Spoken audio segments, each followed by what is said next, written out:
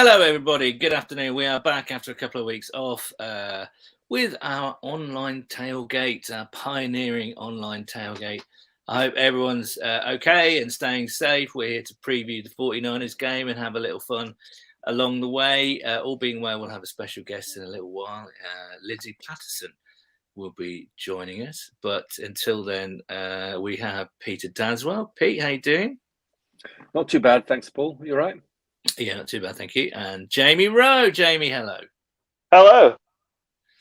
We're 7-5. We're playing a team, as you can tell by my moniker, that has ruined my childhood, and I still hold them fully responsible for the emotional scarring that I still suffer from. The San Francisco 49ers, and crucial game today, isn't it? I think.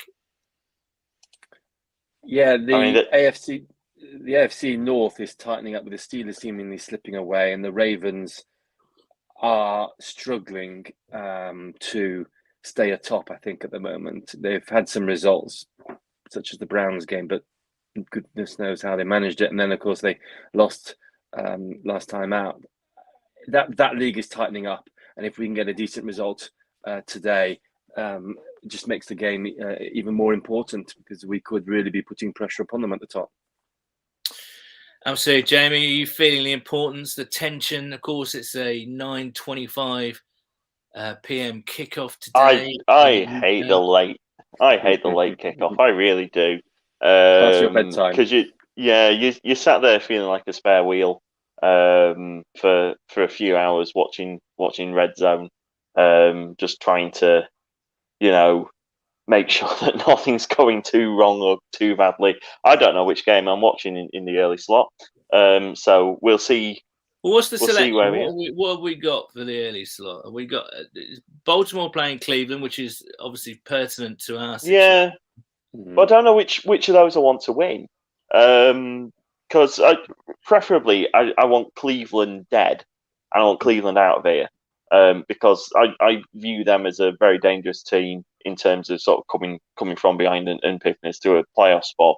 But if we can actually clinch the division, and I think we can, then Baltimore losing is a big thing. To be honest, they should just tie. I'm team tie on that one. Yes. This is a key game. This is an absolutely key game. It's another cup final. We've got every single week. The season is on the line from now on, and it will be until probably sort of January or February, depending on how well it goes. But that's great, though, isn't it? It's great absolutely. The season hasn't finished for us. We're still in this, and we're still captivated every single game. What might be, what could be. Yeah, we could be the Texans. We could be the Texans sat there. They're the only eliminated teams that so far, which tells you something about the NFC. Paul, I've got December's magic again. Yeah, Paul, we've got the Falcons at the Panthers, Mm-hmm. the Ravens at the Browns, and Jamie's spoken about that. The Cowboys at the football team, that's an interdivisional game. Mm-hmm. The Jags at the Titans. The Raiders at the Chiefs, that'll be a good game. They don't like each other, those two teams. I think the Chiefs are on a bit of a roll now. They're 8-4. They'll help us if they can knock Raiders off a little bit. I think the Raiders are dead. Yeah, I was really disappointed with the Raiders when we played them, I must say. Yeah, I agree. But the Saints at the Jets, okay, and the Seahawks at the Texans. So really, it's just in terms of how it could impact us. It's just based on that Chiefs and Raiders games, and certainly the Browns and the Ravens, isn't it? That's the ones. Well, the Jags and the Titans are 8-4. So yeah, and eminently beatable now. They haven't got Lenny Henry playing, so well, we shall see. Tracy Miller has sent this picture in, and that, of course, is a picture of PBS. Ooh, lovely angle. She said, sent from David Miller this morning, enjoying football without me, scoundrel. I mean, I want to know why, Tracy, you're not there with your husband. So do tell us, won't you? But look at that. Over the river. Lovely. A glistening edifice there. Yeah. The theatre very, dreams. very Not a very cloud sort in of the sky. tactfully cutting out the cement works to the left of that shot. That's right. Beautifully done. Ceiling Cat says, "Who day, guys? Who day to you, Ceiling Cat? Good to see you. All good to hear from you again." Matthew Morris, I just don't know which Bengals team will turn up. Their cornerbacks going down is a help, but our offense is more up and down. Tower Bridge could win, could get absolutely battered equally. And Ceiling Cat says, we've got our own line starters back. We're ready to give the 49ers a good frolicking. Well, I think that word has gone viral. First used by Nathan Palmer on the podcast. Frolicking, goodness me. Yeah, I'm a bit wary about today, I must say. And I see. I see it very much like the Chargers game. The Chargers blow hot and cold. They're either very good or very poor, and we got them on a good day, a very good day, and almost paid them back. And I see the 49ers much the same. They're not greater than the sum of their parts. They have some really good players. They should be better than they actually are. They are in a very difficult division like us. I don't know. I think the secondary is a problem for them, as they alluded to there. And if we can get the ball out quickly to our wide receivers, we may be able to make hay. I'm still reasonably confident. One thing we can't do is give the opposition or the opponent a 24-point lead, can we? That's one thing we cannot do going down this stretch, because we're playing good teams all the way through until the end of the season, or at least the regular season. Let them score their points on their drives. Don't give them extra drives. Don't give the ball up. Turnovers are costing us. They cost. I mean, it's well known. Turnovers cost you games, and it's happening for us this season. The games we've lost are the games when we've turned it over sloppily, like the Chicago Bears and. I mean, last week there were 3 turnovers, and I think one of them was probably one of those, which is understandable. The other 2 were absolutely criminal. The Jamar Chase one where it's harder to drop that ball than catch it. Yeah. Burrow has put it on his fingertips. You just need to squeeze it and he's away. And we need to stop Joe Burrow throwing stupid end zone interceptions, because that's probably about 4 now. But when you're chasing the game, I understand it. When you're chasing the game near the end, you go for it. You try and fit it into a smaller window. I get that. I think he had that touchdown on the ground. Sort of looking back at it, I think he could have probably pulled it down and run it in. I'm a firm believer in momentum in sport, and especially in football. And that drop by Chase, which turned into an interception, was the crusher.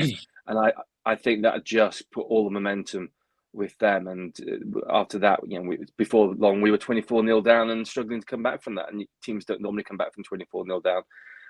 So it's those single moments that change momentum. And we're finding a lot of them are going against us. And we need to win those big moments and to keep momentum on our side. And yet we came back to 24-22. Yeah.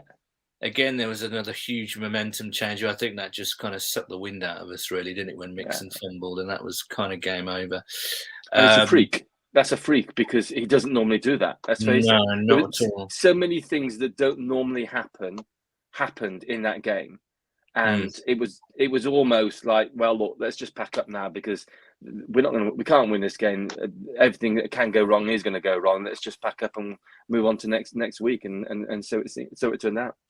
As we wait for Lindsay to come in, I want to focus on Trey Hendrickson, because he's something like 8 games in a row with a sack. 8 in a row, yeah. It's remarkable, and they're all clean-up sacks. yeah, exactly. Yeah, it's because of Hubbard. It's because of Hubbard, the other side of the line, that Hendrickson gets all these. Yeah. But it's been remarkable, isn't it? He's been a real success story this year, and he's coming up against one of the best, if not the best, left tackle in or left or right tackle, I can't remember, Trent Williams. So that duel is one to really look out for today. Sorry, left tackle, of course. But here's a little video just to get you in the mood for some Trey Hendrickson action today. We spoke with Trey Hendrickson on Friday. Another sack for him. How about the best pass rusher in the league, Trey Hendrickson? Trey Hendrickson, they have a chance, AJ. They have a chance. Running, he gets sacked from behind by Trey Hendrickson. He goes down. It's Trey Hendrickson. Playing for your brother and loving your brother, that's everything that's about me. You're now being recognized as one of the best to play the sport. I think I started playing D-line in Pop Warner, so I might have been 10 or 11 years old when I made my first debut on the D-line. I was a 3 technique back then. My dad always told me to run to the ball and good things happen, and in Pop Warner, the quarterback pulled up, went to throw the ball deep, and I got a nice shot on him. It was sack, fumble. After that, it's been on. My playing style is very physical at the point of attack. Hendrickson's on him and brings him down. He's sacked again. 4th one, authored by that Cincinnati D. Hendrickson runs right around him and gets the sack. A lot of it is like chess. I kind of work off of whatever moves or game plan we have installed, and I define it as fast and physical, and that does come with the effort of running to the ball, and that's something that our coaches and our players have taken as our own, and we want to do that for our other teammates.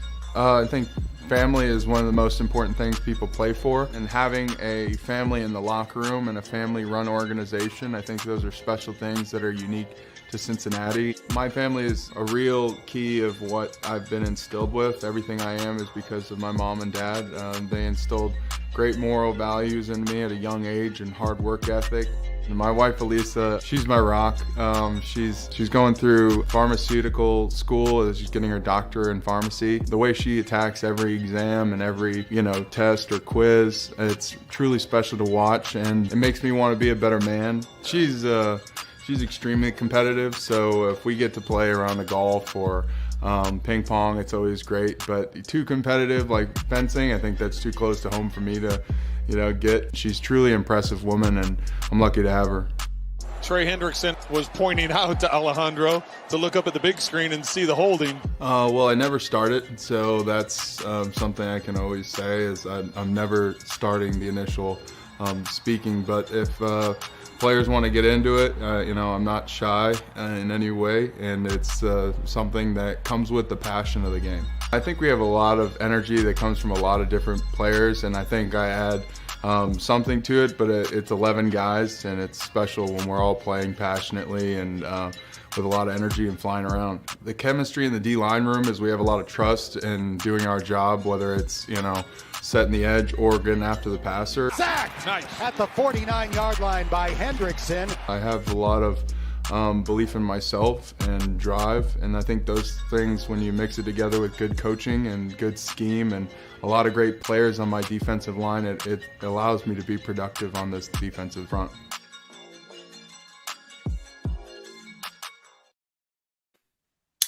Well, there we go. That was the brilliant Trey Hendrickson. I think he's up to 11 sacks at the moment, and we're not used to, apart from Gino, maybe Carlos, we haven't had sort of really productive pass rush in the past few years. So the addition of Trey Hendrickson, and this is a message from Matthew Morris. I know people worried about Lawson going, as was I, but Hendrickson is a better athlete and, more importantly, can keep healthy.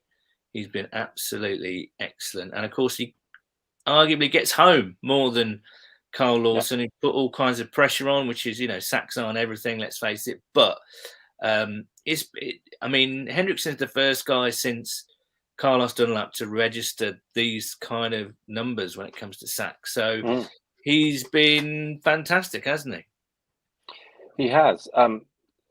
Earlier this week, the NFL writer Nick Shook put out a graphic of ranking the 10 best free agent acquisition off-season signings, and Trey Hendrickson was there at number 4. I should also add that Chidobe Awuzie was there at number 9. We had 2 in the top 10. people have liked to bang on about our front office, but they did brilliantly in the off season with their free agency signings, and Hendrickson has been the star of it. Throw in there Mike Hilton as well. Yeah. I mean, you could even throw in Eli Apple if you wanted to. The way he's been, I mean, he's not. He's really come on here, he but he's really improved so much. It's been incredible, really. I mean, post bye, he has been exceptional. Pre-bye, the bye week, people were saying, not so sure. Come on, let's get Trey Waynes back. But Eli Apple has stepped up. He seems to have settled in a great deal, and has been a good signing. Absolutely. Another good signing for us today is the brilliant Lindsay Patterson. I can see her waiting in the wings, and we don't leave the Queen of Cincinnati waiting in the wings for too long. So here is Lindsay Patterson. Lindsay, how you doing? I'm good, and sorry I have no lighting set up because I was just packing up my computer, and here we are with a little bit of sunlight coming through. Full disclosure, I asked you to do this about half an hour ago, so thank you. So you can be forgiven for the lack of lighting and all the rest of it. So thank you so much for stepping into the breach. It's your first time on the Tailgate. You've been on the podcast a number of times, and we adore you and think you're brilliant. I know for a fact that going to games is a real family concern for you and has been since you were a little girl. Tell us a little bit about when you're there as a fan. You're working now, you're working with Sports Illustrated now and working the games again. But when you're there with a fan, how do you like to prepare for the games? How do you like to, are you a tailgater? What do you and your family do when you go to the games? I was more of a tailgater when the weather's nice. When it gets a little chilly, I don't get there until a couple hours before the game, but we've been really lucky with all the home games this year. It's either been really sunny and just a little bit chilly or really warm, and I know a lot of the home games are in the back half of the season. So I'll go down there, see a little bit of family and friends. It's been nice because a lot of my friends have tailgates too, so getting the chance to go see them before I go into the game, and normally like to go into the game about 30 to 40 minutes before it starts. So nothing too major, and just want to stay warm today because it might be chilly when the sun goes down. I was going to ask you, give us the weather report in Cincinnati today at the moment. Well, it's sunny. It's sunny and a little bit cool. I would say in the mid 40s. And a lot of people said, well, it's going to be sunny for this Bengals game today. And the sun goes down around 5 o'clock in Cincinnati. So it's going to feel a little bit like Sunday night football at Paul Brown Stadium, which a lot of people wanted a flex Sunday night game. We're going to get a little bit of feel of that. So it'll be pretty dark when the game eventually does start, but you can't ask for better weather. It's mid-December and 45. The sun is out. I know the tailgaters have been out there since 9 a.m., which they are so brave to start their day. I'm going to have another cup of coffee before I go, but all fun, and you can't complain when you're getting this kind of weather in December.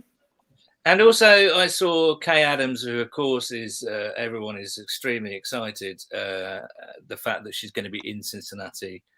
Even us, about 5,000 miles away, we're excited with Kay Adams being in Cincinnati. She tweeted out today that she was going to have some ice cream. She couldn't wait to try some Grater's ice cream today. It's not quite ice cream weather, right? But you can forgive Kay for delving into some Grater's this morning.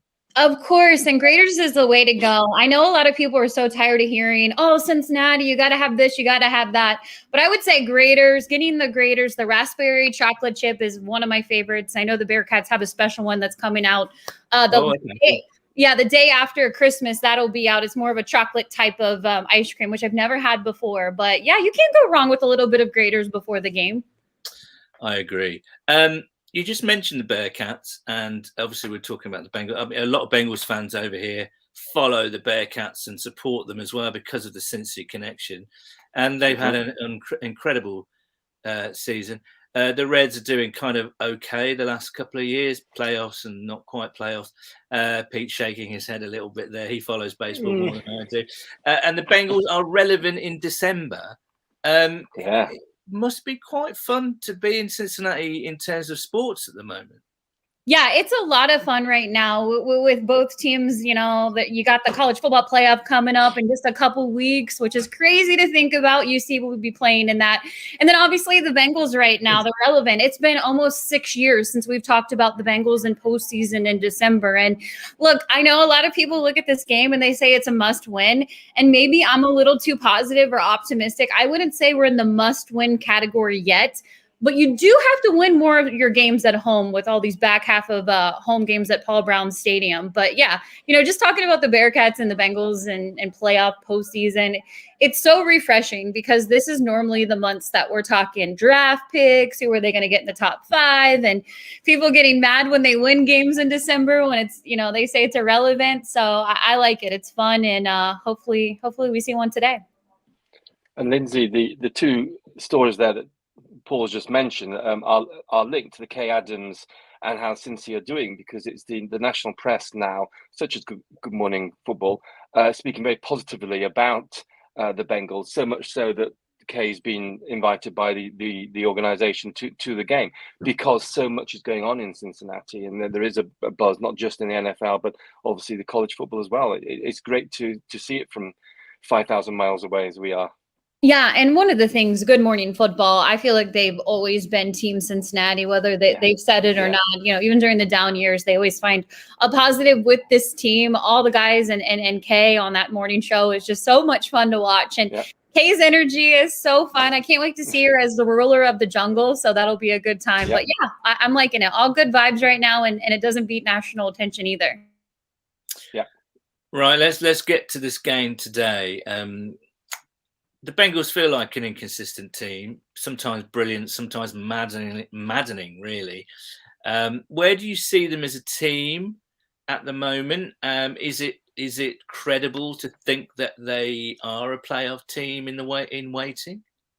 Yeah, I mean, if you look at the Bengals schedule and just looked at some of the games where they won by 30 plus points and then they lost by 30 plus points, you would be like, who is this team? And I think they're entertaining and they're fun. They're young too.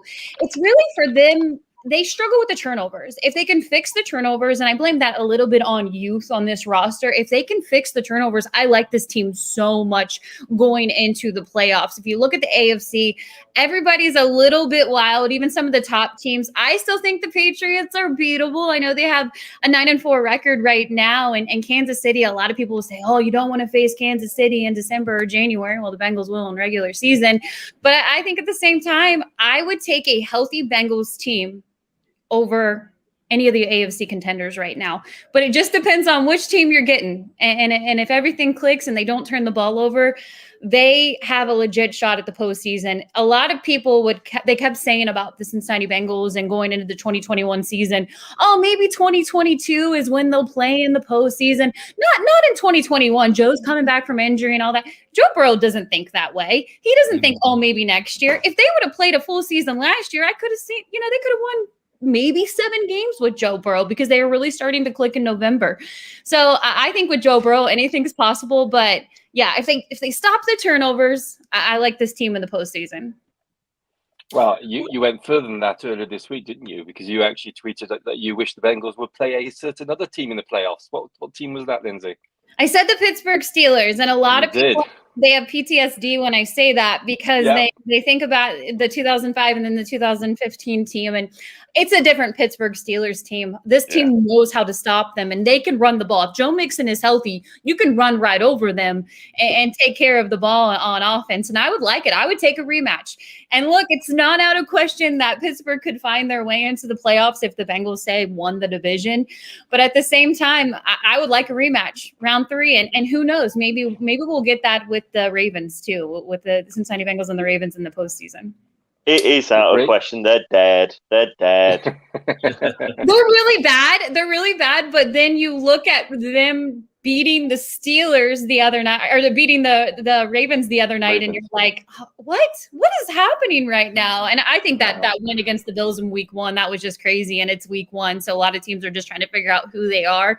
But at the same time, that's why I feel like, and I've said it plenty of times, people say I'm optimistic. I feel like the Cincinnati Bengals are the best team in their division right now, and it's not optimism or anything like that. I think even Joe Burrow, with the interceptions, is still playing like the best quarterback in the AFC North. So they're in all good hands. And I think it's going to take 10 wins to win the division. But if Cleveland upsets the Ravens today, who knows? Maybe it is 9 wins. But we were just talking about that, Linz. It was like, who do you choose today? I mean, Jamie made the argument that you want the Browns kind of dead, out of the water, but then equally you want the Ravens to lose to kind of pull them back in to the mix a little bit more. Where do you stand on that? I think you want the Browns to win. I don't trust Baker Mayfield. I know he's good against Cincinnati. It's wild. I can't even understand why he's so good against Cincinnati right now. I feel like when it rains, it pours when they play the Browns, and a lot of mistakes. Yeah. It gets out of hand. But I think, I think you got to go Browns in this one. The Ravens have been lucky in a lot of games this year. You can point to the Lions game. A lot of people said there's a penalty on the game-winning kick and all that fun stuff. So I think the Ravens have been more lucky. So if you can get the Browns to win this one, I don't trust the Browns the rest of the way. And the Bengals do have to face the Browns and the Ravens again. But the biggest thing, the Bengals have to win today. They have to win and still control their own destiny. They're number 6 right now in the playoffs. So if the playoffs were today, they would be playing. And it's fun to look at the other teams and say, well, you got to win. But none of that will matter if they take an L this afternoon, no matter what happens with the Browns and Ravens. It would be nice if it was vice versa and the Bengals were playing at 1 and then the Ravens and Browns were playing at 4:25. And then we would know, oh, yeah, you definitely got to go Browns in this one. Oh, you got to go Ravens in this one. But I still think this team right now, you got to go Browns. And on today's game, Lindsay, we won't keep you too much longer because I know that you're preparing to go down to PBS. How are you feeling about the game? I think you talk about PTSD from the Steelers game. I've still got PTSD from when I was a kid growing up, being absolutely destroyed by the 49ers in the obvious game. But there was a few other games as well around the late 80s that they caused us great harm. I'm feeling a little bit pessimistic today.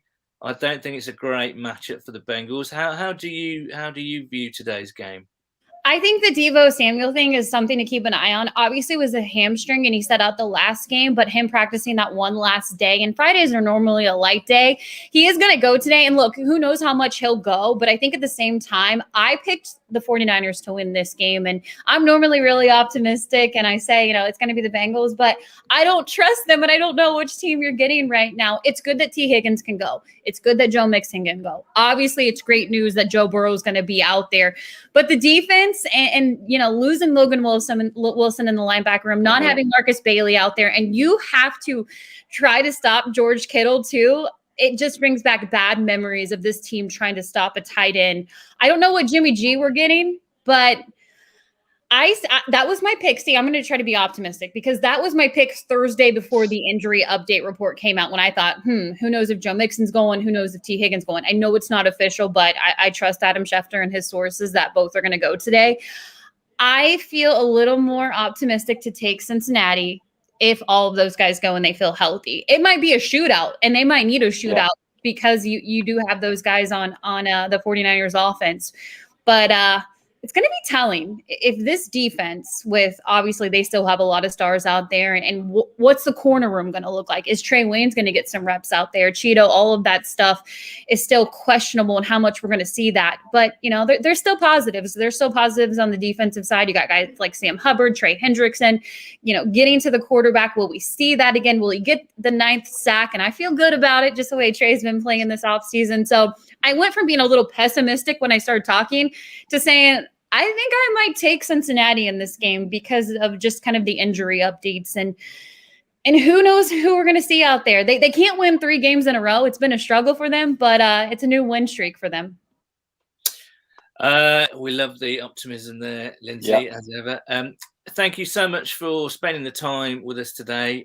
We really appreciate it. I know it's short notice, but enjoy the game, enjoy PBS today, and we'll speak to you soon, Lindsay. I'll see you guys, and hopefully it's a good day. Cheers. Take care. Bye. Good day. Bye-bye. There we go. There's Lindsay Patterson, the brilliant Lindsay Patterson. You can read her stuff. And actually, she does podcasts. She's podcasting again now with Sports Illustrated. So go and check out Lindsay on Twitter. She is a picture of positivity, isn't she? at LNDS Patterson. That's double T in Patterson, but I'm sure you all know who Lindsay is, so it's great to see her again. Has Lindsay changed your mind at all on whether the Bengals can win today? We'll get to our predictions a little bit later, obviously, but what do you think? She makes all the points she makes were fantastic, and hard to disagree, really. It's just a case of knowing which Bengals team is going to turn up today. I've got the fear, man. I've got the fear. Because I'm going back to that 49ers game, going back 3 years ago. And it's one where I think it was week 2. We went in off a very narrow defeat to Seattle. And we looked was like optimistic. Yeah. We played really well, but lost. But, you know. Yeah. And we were going in kind of with a bit of belief in the team, and they absolutely stomped us. And I don't know whether that's the same 49ers team. I don't know whether they can still run the ball like they did on that day against this Bengals team, as opposed to sort of that one. But it just feels, I don't know, it feels like we're setting up for a fall. I hope not. I mean, every time I felt like this season, they've gone and surprised me, whereas the defeats have tended to come kind of clean out of thin air. So, yeah, maybe they do step up. But I just see that depleted linebacker room and kind of the injury questions around the team, and, you know, whether Mixon's kind of stops having kind of gastric distress. I'm not feeling it. The 49ers are such an unpredictable side. I mean, 1 minute they're losing 31-17 to the Cardinals, and the next minute they're beating the Rams 31-10. Yeah, Seahawks not a very good team. They lost by a touchdown last time out. It's so hard to call. I think Lindsay's right. This could be a shootout, and it could be the winners are whoever's defense steps up, because there are problems on both defenses. You know, their secondary room, our linebacker room, and whichever defense makes the best of it, makes big plays at the right time, that may bring about a positive result, because I think the offenses are likely to be on top in this one. Indeed, we'll get to our predictions a little bit later, but as regular social media viewers will know, that we've been rolling out every day this month our advent calendar. I think it's our 4th year that we've been doing it. I know a lot of people out there look forward to seeing the messages from Bengals fans all across the UK. And time to show today's. It's Jazz from Dylan. Jazz from Birmingham, even. Jazz Dylan from Birmingham, even.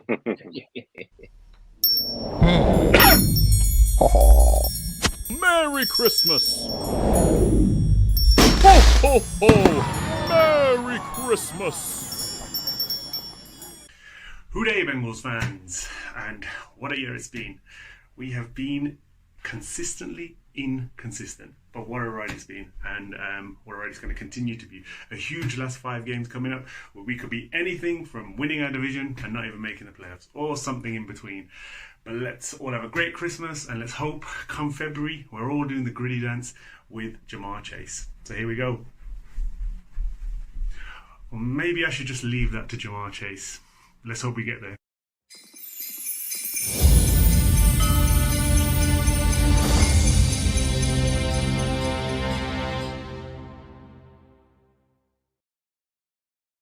Can you do the gritty, Paul?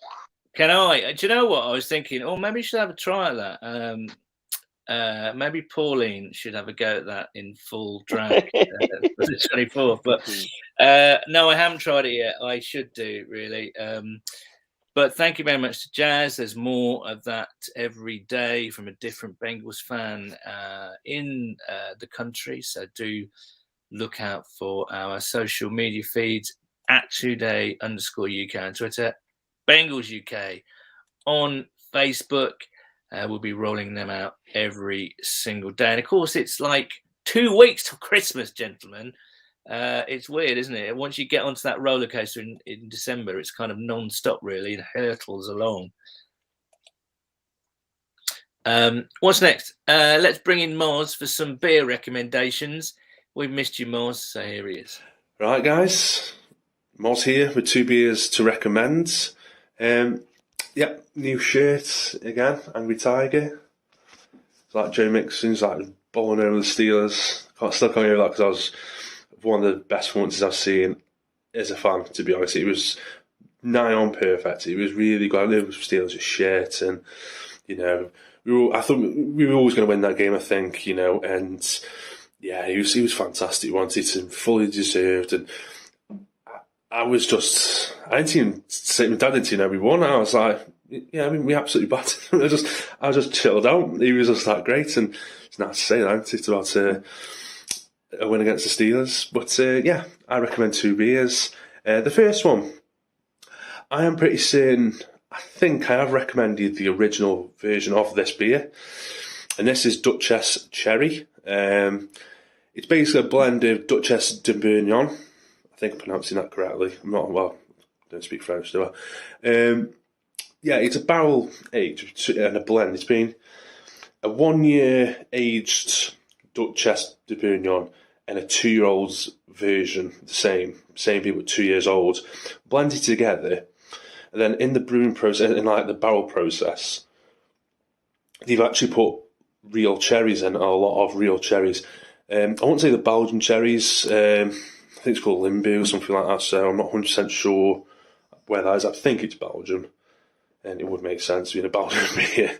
But yeah, Duchess is quite a interesting beer. It's a Flanders Red Ale, so it's a bit different to what we're used to. And with this, the original, you usually get a lot of cherry. I personally get a lot of cherry and chocolate and wine, viscous. It's that type of. I always call it like the closest beer to wine. It is like that. With this, because the cherries, there's more cherries notes. It pushes through. I think it's a lot less challenging. It's more fruity, a little bit less of the funkiness that the Duchess normally brings. I'm a big fan of the original. I think it's an excellent, brilliant beer. With this, it's more cherries, and there's also a chocolate edition as well. So I haven't had that yet. I do own a bottle, and I'll be trying that hopefully over Christmas. In the second beer, quite Christmassy. I think cherries, fruit, Christmassy, then chocolate. This one is Vocation Honeycomb Stout. I can't remember the ABV. I don't think it's an Imperial Stout. I think it's quite high for just a basic stout, but I can't remember exactly what the percentage was. It's Vocation Honeycomb Stout. It's basically crunchy. If you like crunchy bars, you're going to love it, I ate on keg in Leeds at their Vocation bar. But I'm not eating can, but I looked online. I always do that. I see what beers and good value and stuff. And I saw it £3 a can. £3 a can, and I thought, yeah, I've got to do that. Get on that. For great value. And yeah, I'll probably get a few cans of that myself for Christmas. Anyway, enjoy your Sunday. Hooday. Hooday to you, Mars. Any of those 2? I must say, I like the sound of the cherry beer. Sounds like drinking a Black Forest Gatto, basically, which is, I'm all over that idea. Yeah, I'm a bit. Oh, sorry, Pete, go for it. No, go on. Oh, I'm a bit weird about cherry beers, and particularly Belgian cherry beers. They tend to be things like lambic beers, which are a summer thing, and they are best enjoyed cold. But I do get what Moz says about them being very close to wine. They're very sour. They're very kind of. They tend to have an absolute knockout ABV. Looking at your 9.5s, your 10s for that kind of thing. So probably not for me, but I like the sound of the crunchy one. Absolutely. Of course, we are approaching the season for Christmas drinks, aren't we? And we will be focusing more on Christmas drinks next week in our Christmas themed tailgate, so watch out for that. But Pete, you're itching to say something there about. No. I'm glad I let Jamie go first because his response was far more detailed and far more informative. I was simply going to say that I misheard in the middle of that what was apparently saying the barrel process sounded like the bowel process to me, and I was thinking, that's not good. No. Yeah, that's not going to be. That's why I let Jamie go first. Yeah. But of course, it is the season, as we say. We're thinking about food and special beer and wine and nice things like glasses of port, amazing, almost sexual cheeses there for Christmas. And that sounds weird, I know, but Paul loves his cheeses. Sexual cheeses. We should get a song sung by an Elvis impersonator called "Sexual Cheeses." Oh goodness me! I hope we can get a cream for that. That's all I'll say. Right, let's have a look at some silly food, shall we? Saw this earlier this week. Wanted to get your opinion on this. Walkers have released a couple of limited edition flavors. We've got the roast potato flavored crisp, which basically I would imagine tastes a lot like normal ready salted flavored crisp. But the one I'm interested in is the mince pie flavored crisps. What do you think about that? There's no way they can get that right. No. I tend to not cope well with sweet savory, so an attempt to buy a savory product to have a sweet taste, sweet mince pies. No, I don't think it works, but I would certainly be willing to try 2 or 3 multi-packs of 5 just to make sure. Matthew Morris says all cheeses are sexual. There you go. I told you. I was going to say maybe not that spray on cheese in a can, but I can see certain situations where that could be very sexy. Yeah. Here's another Christmas product that's got people talking. It's Terry's Orange. Oh, heck right on. Orange mayonnaise. Why is my first response? Why? Why not? No. Well, I mean, why not? There's several hundred reasons. I think I'd be staying clear of that, really. Although it could be just like chocolate spread. Do you know what I mean? That's what I was going to say. It's chocolate spread, isn't it? Yeah. Stick it on your toast. Yeah, it's chocolate spread. It's chocolate spread with egg and vinegar in it. Oh, wow. Tasty. Right, what we got next? This is your doing, Jamie. You posted this earlier, so I'd like for you to explain this to our viewers. Yeah, it looks like a pizza, or it does look like a smoker's lung as well. So, yeah, it's a chicken and waffle pizza that came across my timeline and blessed it. And basically, the guy who posted it just went, "Would you or wouldn't you?" And I absolutely would. Beyond anything on earth, there's a place in Manchester called Crazy Pedro's. That did something similar a few years back, and you wouldn't think that the maple syrup would work on a pizza, but it really does, and it's really excellent. And so, this on board. I mean, Pete, you mentioned that you're not keen on the old sweet and savoury, and this is all your nightmares coming true on one slice of cheesiness there. That's not coming anywhere near my mouth, that's for sure. Of course, fried chicken and waffles and syrup is a thing, isn't it? It is a thing. And I've been to a few American diners where, fried chicken and waffles and maple syrup is a staple dish of that. But Pete, you're not going for that. You can't be convinced. It can be a staple by that pizza, I have to say. But it can be a staple meal. Fried chicken is the main course, and then your waffle as a dessert. Is it almost like, no, stick them together because I'm in too much of a rush to have 2 courses? Yeah, but it works. It does work. Have a gobful of waffle. Have a gobful of chicken. Have a gobful of pizza. On a cheesy plate, basically. Yeah. Right. Finally, now this particular food stuff is divisive to a lot of people at Christmas. But stick it in this Brussels mole.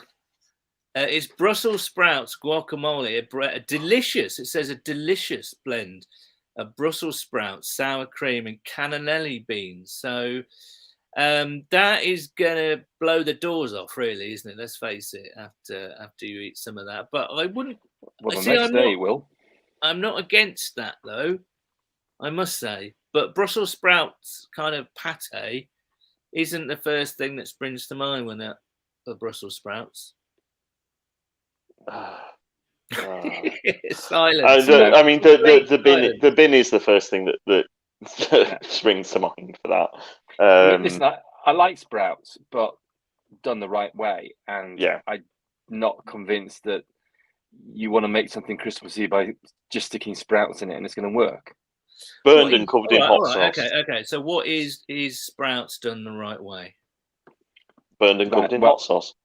I mean, I steam sprouts, but one of the best ways I think is actually to fry them with bacon in the frying pan. That's gorgeous. Now, speaking of Christmas dinners, there has been a survey asking people what the best bit of the Christmas dinner is. Now, we're talking, obviously, turkey for meat eaters and some vegetarian substitute for people like me, roast potatoes, Brussels sprouts, carrots, parsnips, some sort of maybe even red cabbage if you're feeling a bit funky. What is your favourite, before I reveal the answers, what's your favourite element of, I mean, we're talking bread sauces as well. We only eat bread sauce once a year. So what's your favourite element of a Christmas dinner? I know our old friend Andrew Dockrell, who's just commented saying Lucky Fox in Sheffield has chicken and waffles 10 out of 10. So anybody in Sheffield's go and check Lucky Fox. I know what would be bottom of his Christmas dinner elements. The gravy. Dockers is not a fan of gravy, if you can believe that. So what would be your favourite element of the Christmas dinner? Go for it, Jamie. Yeah, I mean, the mention of gravy, obviously gravy has to be there present for all elements of the Christmas dinner. Gravy on everything and everywhere, and kind of all of that. I have a top three, and I struggle to pick between them. But certainly, I love the roast potatoes. Obviously, roast potatoes are beautiful and brilliant in every way. Particularly the way my mother does them. Please watch this video, Mother. And I love pigs in blankets. And I really like stuffing. I'm just a tremendous loaf of stuffing. I could work through that as you go along. Sage and onion, lovely stuff. Pete? I mean, I love roast generally. I'm fortunate that as we are recording this, one's being baked for me, and the roasties will be the best bit of it as far as I'm concerned. But so I love roasties, like Jamie, the pigs in blankets, because it's the things that make the Christmas meal different to a normal Fantastic Sunday roast, and pigs in blankets are one of them. I don't do the white sauce, the bread sauce, I should say, and I don't do stuffing. Just don't. I enjoy the turkey, but I enjoy having the mix of the white and the dark meat. But it's just the whole combination of the whole thing. It's a Sunday roast deluxe. Let's put it that way. Yeah. Well, I'm pleased to say that you've named. Jamie had 4 out of the top. 4 out of the top 5, and Pete, you had the top 3. So roast potatoes was the winner at 57%. Yeah, especially in goose fat. Turkey 39%, pigs in blankets 35%, stuffing 25%, gravy in 5th place 21%. Now this is contentious. Yorkshire pudding also scored 21%. I've never had it on a Christmas dinner. Sprouts, parsnips, cranberry sauce, and carrots last with 8%. So I would say harsh on carrots. Harsh on carrots. Yeah, unfair, I would say. But they're common garden, aren't they? They're not special. They are, but if you can jazz them up at Christmas a little bit, I think. The parsnips, though, I forgot about. Roast parsnips, absolutely glorious. Roast potatoes and roast parsnips together. And again, I don't go for the honey glazed parsnips as lots of people do. I don't want the sweetness. The parsnips are great as they are. Mm. And parsnips are quite sweet. In their own being. I usually add salt to them. Mm. Okay. So there we go. Just whetting your appetite for the big day in a couple of weeks' time. We want to hear your predictions. It's predictions time. We've got about 10 minutes left. And as ever, we're going to bring in Adam now in case you need to make some tweaks to your fantasy team. Who are you going to pick up off the waiver wire as a late in the day pickup? Well, Adam's got some recommendations for you. So here he is. Good day, Bengals fans. It's week 14 of NFL season.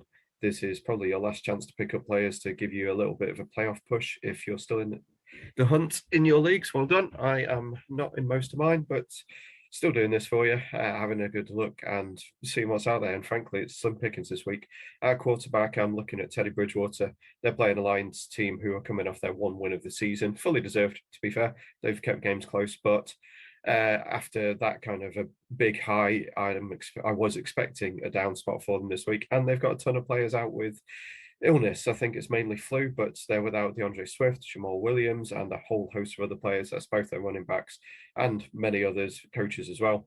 So things aren't looking good for them. I think the Broncos should be able to put up a ton of points. They have very good pass catching talent around them, even if it's Melvin Gordon or Javonte Williams coming out of the backfield. Teddy Bridgewater will throw the ball to them and they should be able to score.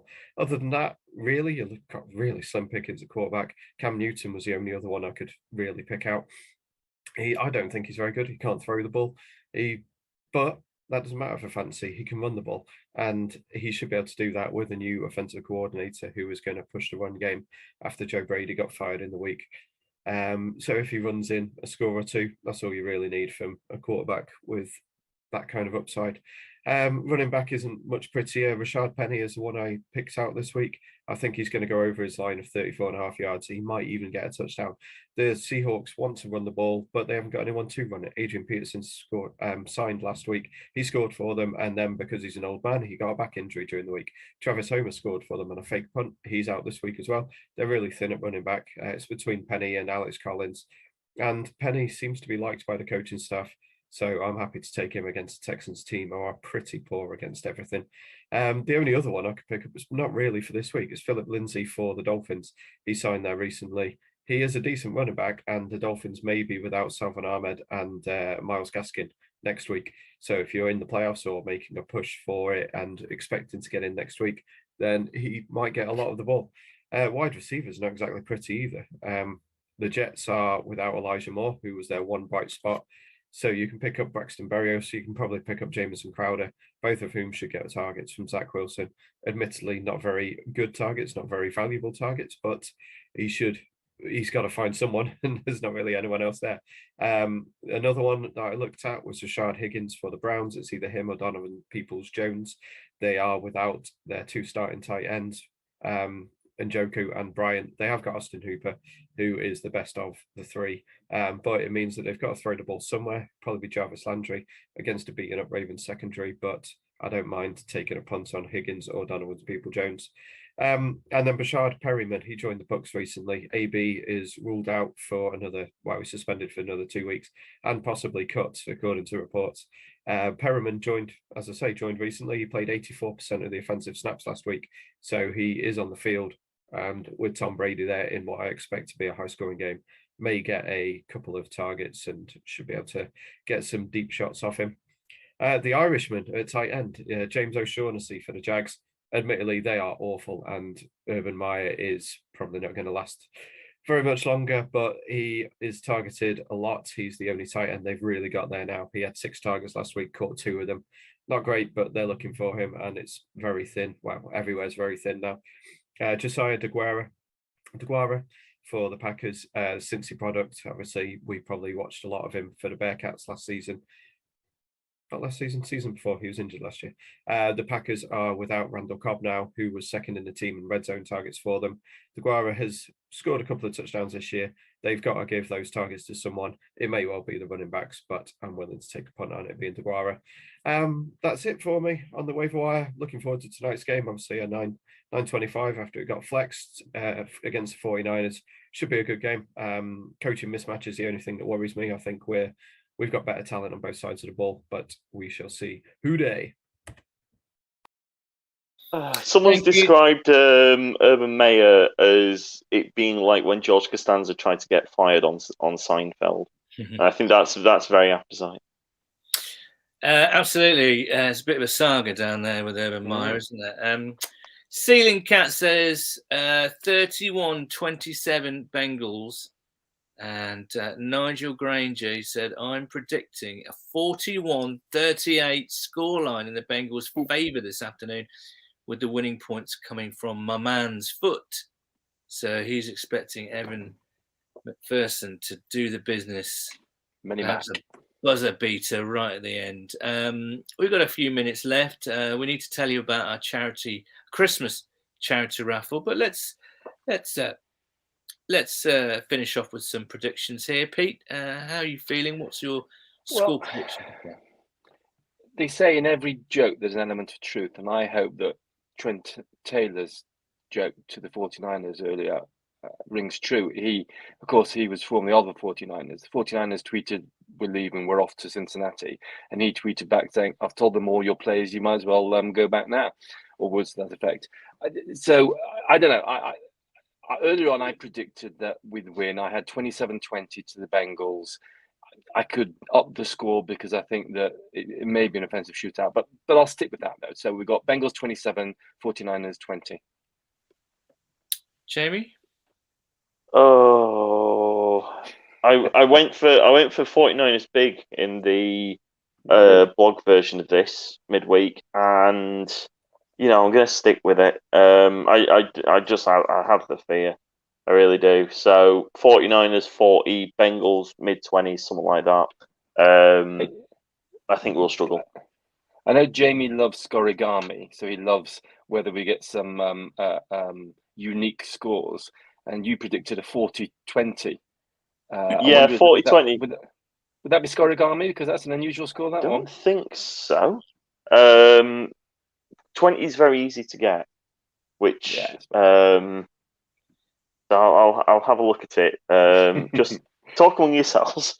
This is one of your things, isn't it, I'm Jamie? going to change my prediction from the predictions blog. I predicted the 49ers to win, and even though Debo's playing, I just expect us to bounce back. I think the gravity of the game, the importance of the game, if we can go into Denver, which is, I have to say, a winnable game next week. It is. If we can go in 8-5 and then maybe win against Denver, we're 9-5 going into that Baltimore game.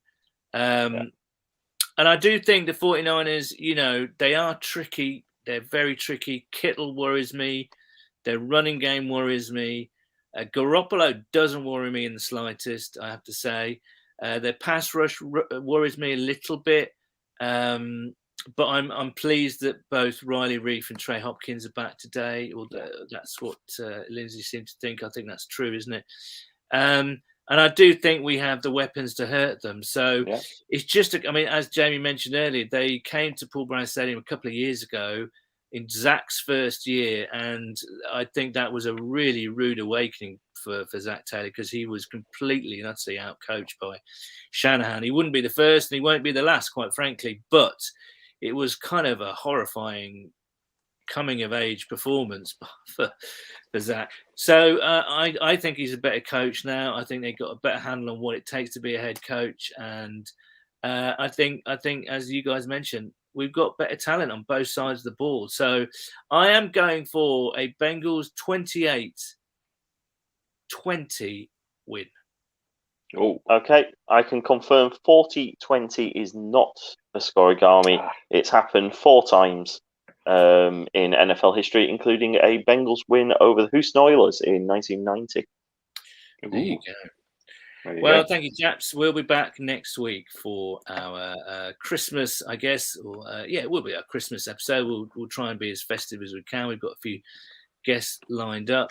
So thank you to Pete and Jamie. But we're going to end today because I mentioned that we do have a Christmas raffle running. It goes until the 18th of December, so you've got a week to enter. You can find all the details on our Twitter feed and Facebook feeds. If you have a bit of a scroll down, we're constantly tweeting about it.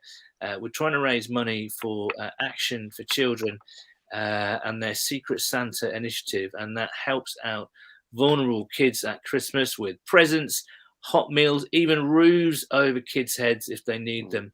It's a fantastic charity and a fantastic initiative, especially at this time of year. What can you win? Well, we do have some genuinely really good prizes. We've got signed prints from Evan McPherson and CJ Uzama. We've got a $30 gift voucher donated by our friends at Cincy Shirts. And top prize is a signed Chad Johnson jersey. So again, we'll be tweeting about this and Facebooking about this throughout the next week. So even if you don't care about the prizes, it really is genuinely a fantastic cause. So if you fancy chucking in a bit of money, if you can afford it, that would be terrific. And we're just going to finish with a video from Action for Children, which illustrates what they do. So it's a goodbye from me. Houday, see you next week. Once upon a time, there were 3 children, Sammy, David, and Lily. When Christmas arrived, Sammy knew other children would have turkey and gravy and puddings galore, and he would have none. David got scared because his parents would argue and shout. And Lily wondered if she would have somewhere safe to sleep. All 3 wished that Santa would hear them this year. And the children wished so hard that something magical happened. Santa did hear them, but not just one Santa, lots of Santas all around the country. And the Santas made sure the children were warm and safe. But no one knew who these Santas were, because they didn't have big red suits and reindeers and stuff. And how do I know? Because my dad is one. But it's a secret. Will you be a secret Santa for a vulnerable child this Christmas?